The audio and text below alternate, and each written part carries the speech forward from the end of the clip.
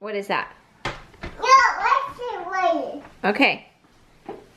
Hi, you guys. I wanted to kind of do something more on the low-key side on Sunday just because we have a long day at church and it's pretty much our family day.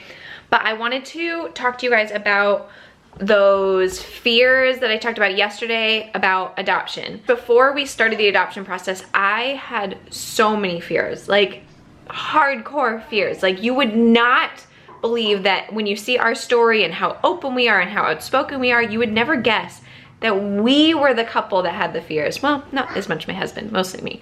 But yeah, I was the one that had those fears. So today I want to address them.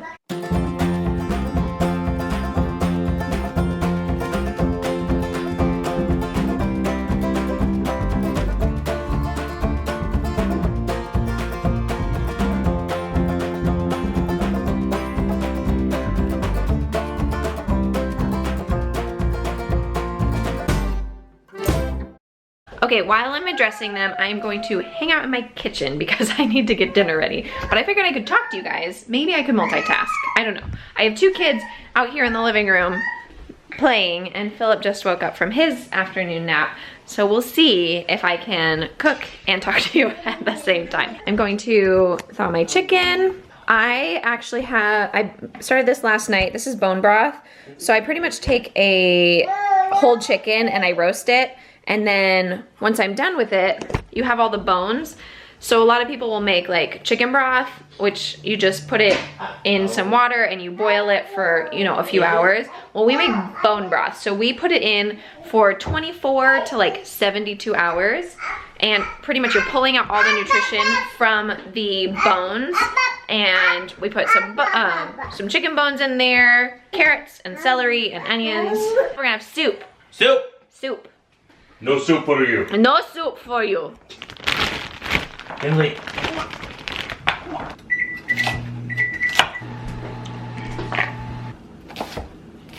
Okay, so we just got a batch of onions from Costco, and I think they are like super fresh or something because I haven't teared up, cutting onions in so long. Oh my gosh, my eyes are burning. Oh, I'm gonna take a break. And this is what I want to look at on my break. How cute are they? Toes. Daddy, Yeah? you're so cute. Thank you. Okay, so I promised you guys that I would talk to you guys about the fears that I had before adoption. So I just want to jump into them. That first one is a major one. The one that I told you that I felt like I was going to be the babysitter. I know everybody told me that I wasn't going to feel that way, but it was like my biggest fear of all times. That it was just such a fear. I can't even describe it. I was terrified. And I wish I could go back in time and shake myself and say, no, you won't. You won't feel like the babysitter. Not at all. People have said, it doesn't feel like my own. You know, they are my own kids. How do I explain that to you? Kinsley and Callie are like mine through and through. I am their mom. There is no questions asked. I am hands down their mom. The next one kind of goes along the same lines. I don't know if I mentioned this fear yesterday, but it was the fear that other people wouldn't see my children as mine. Show me the horn. What? Really? Like, who cares? Who cares what other people think? If they don't see your children as your own, like, that's their problem. Like, why are they having an issue inside of them that they aren't able to love and accept?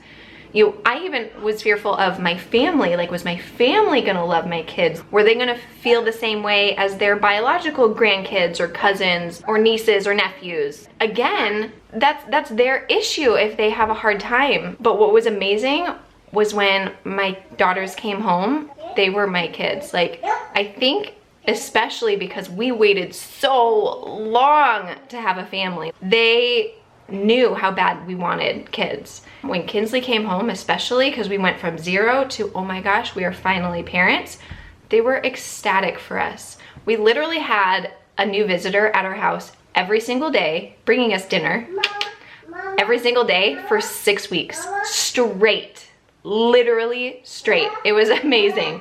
Everyone just like outpoured. Yeah, sweetie? That's Daddy. Are you reading your book? Book. Love you. Take that. Oh, sweet girls. Gentle, not on her face, on her back. On your back. Good job. Kiss. Oh. The bat. Like, what else could I ask for? I know. Literally nothing. Literally. Yes. This is the picture This is my of favorite. adoption. Like, This is my favorite thing ever. I love adoption. Like I'm in love with adoption.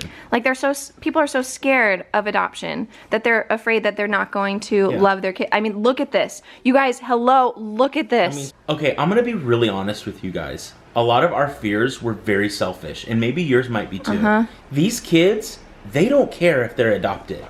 They don't care if their siblings are adopted. People just have a necessity and a longing to feel loved and to be nurtured. So as long as they're being nurtured and as long as they're being loved, like gentle, like nothing else matters, like for these kiddos. That literally leads me perfectly into the next thing I want to talk about, which was that I was fearful of an open adoption. I was scared, again, just like what Philip said, my fears were all based on kind of selfish issues that I needed to deal with for myself.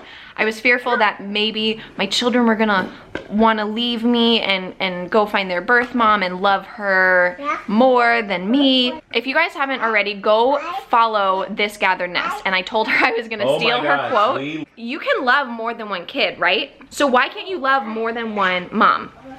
Amen. I mean, like, why do I selfishly need to have the love 100% for me and only me? Like, they can only love me as a mom and nobody else. Like, again, that's like selfish. That's selfish of me. Like, why can't they love where they came from? Another one that I learned from people was that, like, the birth mom is almost like an extended family member. You can love your aunts and your cousins, and they're not your mom. Like, they didn't raise you in the sense, but you still love them. And it doesn't mean that you have to hang out with them all the time, but it does mean that you have to love them. The best interest for the child is to have a healthy relationship between you, their parents, and their birth parents. Yeah, and like Philip said, like, it can be extended. Like, it does not have to be, I know some people watch ours and they're like, oh, I don't want an open adoption. Like, that's scary how you guys act. Some extended family you might not see for 18 years. Yeah. Right? Like, your extended family could be that you have a relationship, either like sending letters through the agency or even directly to the birth family, but it's just through letters and not necessarily meaning that you are seeing them. But there's still that love, there's still that openness, there's still that communication that you have, like showing your birth family that your kids and their kids. I know that's hard to say when people are looking into adoption, saying, oh, it's their kids too. Like, yeah. It totally is. Like, they love them. They love them so deeply that they did the hardest thing that they could ever do. Preach it, sister. They let their child be placed into another home. I can't even imagine. Can you guys imagine that pain? People look at us and are like, I'm confused. Like, that relationship you have with birth mom, like, why do we love her so much? Oh. Because she gave us the most precious gifts we have. Amen.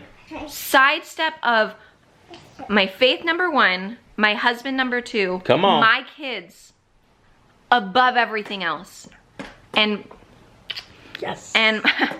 and our birth moms gave us that. Yeah. Why is open adoption important? Because of 2 reasons. I learned these when we were doing our education for our home study.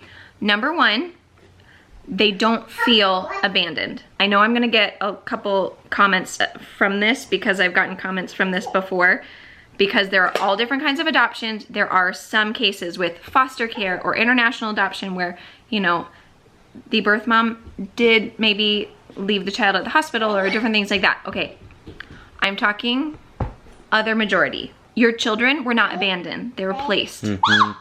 They were not given up. They were placed. Oh, look it. Family cuddles. So that was number 1. Number 2, look at the craziness. And number 2, they don't fantasize about their other life.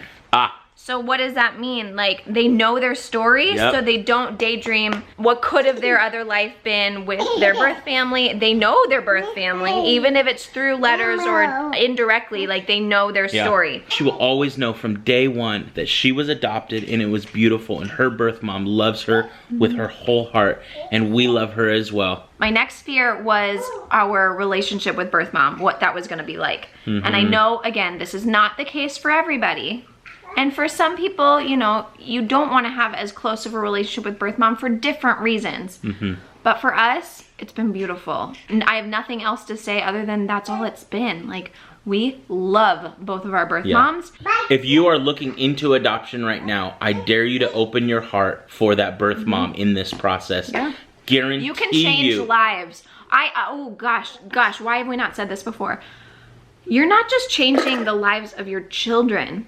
You can change lives, guys.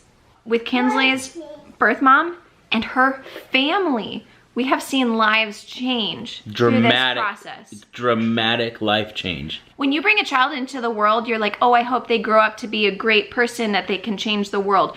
You literally, as the parents, are changing the world for so many people. Absolutely. That is the epitome of our tagline and our slogan of love multiplies. Yeah. Gosh, I love you. You're hot. Ow. Ow. Ow. Second to last fear was fear of finances.